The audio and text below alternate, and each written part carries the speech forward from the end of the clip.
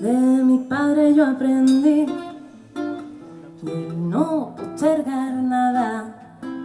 De mi madre la ilusión y el poder de la palabra.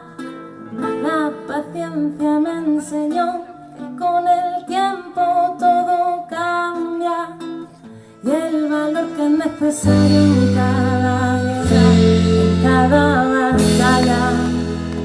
Mi hermanito me demostró que también se vive de lo que uno ama. Si le pones corazón y te dejas en ello la piel y el alma. El pasado me cargó una mochila que pesa en mi espalda. El presente que me empuja y andar un camino que siempre soñaba. Y al final estamos juntas, somos ventanas abiertas, escribiendo nuestra historia, abriendo heridas abiertas.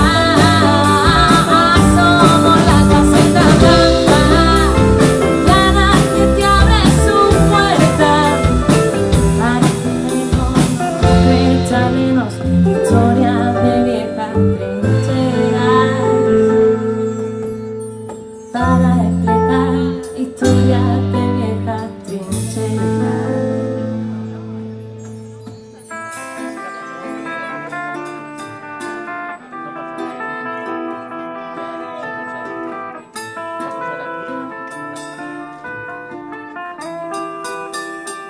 Con amor y con ternura